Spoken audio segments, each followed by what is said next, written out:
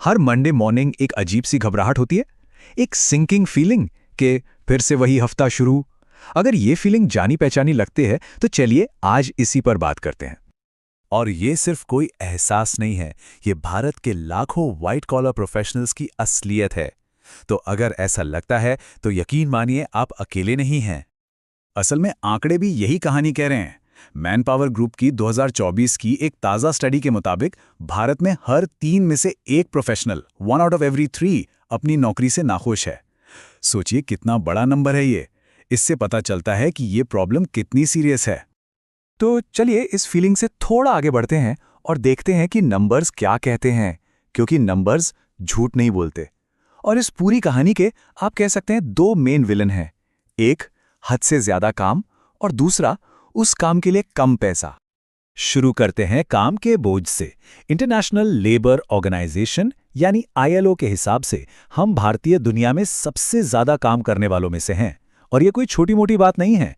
देखिए, भारत में 51% मतलब आधे से ज्यादा लोग हर हफ्ते 49 घंटे से ज्यादा काम करते हैं। अब जरा इसकी तुलना करिए अमेरिका से, जहां यह आंकड़ा सिर्फ 12% है, और यूके में तो बस 9%। फर्क देख रहे हैं, जमीन आसमान का। और ये तो एवरेज है। व्हाइट कॉलर जॉब्स में तो हालत और भी खराब है। कंसल्टिंग जैसी इंडस्ट्रीज में तो एक हफ्ते में 120 घंटे काम करना नॉर्मल माना जाता है। 120 घंटे, इसका मतलब है हर रोज लगभग 17 घंटे काम। ये तो मतलब होश उड़ा देने वाला है। और ऐसा भी नहीं है कि काम ऑफिस में छूट जाता है, ये ऑलवेज ऑन वाला कल्चर बन गया है।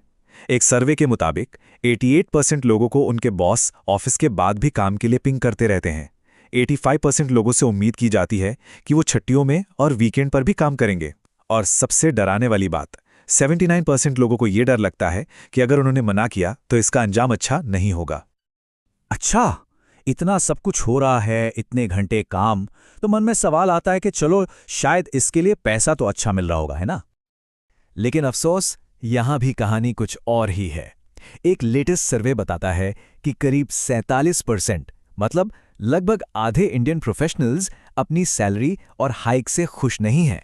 हर 2 में से 1 इंसान को लगता है कि उसकी मेहनत का सही दाम नहीं मिल रहा। और ये जो नाखुशी है, ये हर लेवल पर है। जो नए लोग हैं, जेनजी, उनमें से 41% अपनी सैलरी से नाखुश हैं। 59% प्रोफेशनल्स को पिछले 3 साल में बस नाम का हाइक मिला है। और 13% तो ऐसे हैं जिनकी सैलरी 2022 से बढ़ी ही नहीं है।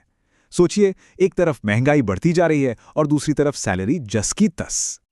तो ठीक है, काम ज्यादा, पैसा कम, ये तो हो गए 2 बड़े कारण। लेकिन क्या कहानी यहीं खत्म हो जाती है, या फिर इस बर्नआउट के पीछे कोई और इससे भी बड़ी वजह छिपी है? बिल्कुल है, एक ऐसी वजह जिसे आप नंबर्स में आसानी से नहीं पकड़ सकते। हम बात कर रहे हैं वर्कप्लेस टॉक्सिसिटी की। काम की जगह का जहरीला माहौल। ये उस दीमक की तरह है जो धीरे धीरे अंदर से सब कुछ खोखला कर देती है। और जब आप इसका आंकड़ा सुनेंगे तो शायद चौंक जाएंगे।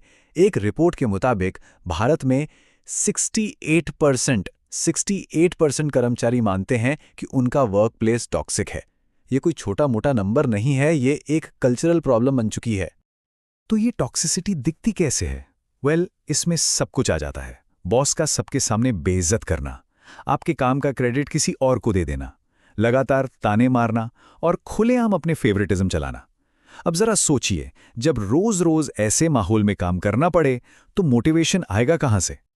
और ये कल्चर सिर्फ ऑफिस तक ही सीमित नहीं रहा, इसने एक नेशनल डिबेट को जन्म दे दिया। वही 70 घंटे काम करने वाली बहस। कुछ लोग कहते हैं कि देश को आगे बढ़ाने के लिए ये जरूरी है, पर सवाल ये है कि क्या इसकी कीमत को ज्यादा ही नहीं है? तो देखिए, एक तरफ आर्ग्यूमेंट है कि देश के लिए युवाओं को हफ्ते में 70 घंटे काम करना चाहिए, और दूसरी तरफ एक बहुत ही कड़वा सच है जो एक सीधा सा सवाल पूछता है, क्या कोई भी सैलरी आपकी जिंदगी से बढ़कर है? और ये सवाल सिर्फ एक सवाल नहीं रह जाता। जब हम एना सेबेस्टियन जैसे केस देखते हैं, उनकी दुखद मौत ने इस पूरी बहस को एक इंसानी चेहरा दे दिया। वर्क प्रेशर ने उनकी जान ले ली। उनकी मां के लिखे खत ने पूरे देश को हिलाकर रख दिया था। ये हमें याद दिलाता है कि इन बड़े बड़े नंबर्स के पीछे जीते जागते इंसान हैं, उनके परिवार हैं। तो अब आते हैं सबसे बड़े सवाल पर। आखिर ये सब हो क्यों रहा है? इन ट्रेंड्स के पीछे का असली कारण क्या है? असली वजह समझने के लिए हमें पैसों के खेल को समझना होगा। Follow the money. अब जरा इन आंकड़ों को देखिए। CMI का डेटा बताता है कि पिछले 2 सालों में इंडिया की टॉप कंपनियों की नेट सेल्स सिर्फ 6.2% बढ़ी, सिर्फ 6.2%, लेकिन उनका नेट प्रॉफिट बढ़ा है 21.4%। अब सवाल यह है कि जब बिक्री ज्यादा नहीं बढ़ी तो मुनाफा इतना कैसे बढ़ गया? जवाब सिंपल है, कॉस्ट कटिंग। और खर्च कम करने का सबसे आसान तरीका क्या होता है? कर्मचारियों से ज्यादा काम कराओ और उन्हें सैलरी कम दो। इसीलिए प्रॉफिट 21% से ज्यादा बढ़ा, लेकिन सैलरी सिर्फ 8.7%। और कहानी में एक और ट्विस्ट है। ये जो 8.7% सैलरी बढ़ी ना, इसका भी ज्यादातर हिस्सा सी स्वीट मतलब टॉप मैनेजमेंट की जेब में गया। एक एवरेज कर्मचारी की सैलरी तो बस इतनी बढ़ी कि वो जैसे तैसे महंगाई का मुकाबला कर सके। तो ये जो गैप है, ये असंतोष को और भी बढ़ा देता है। तो पूरी तस्वीर क्या बनती है?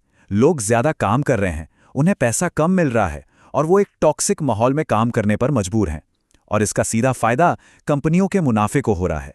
ये सब हमें एक आखिरी और शायद सबसे जरूरी सवाल पर लाकर खड़ा कर देता है। इस सब का हमारे भविष्य पर क्या असर पड़ने वाला है?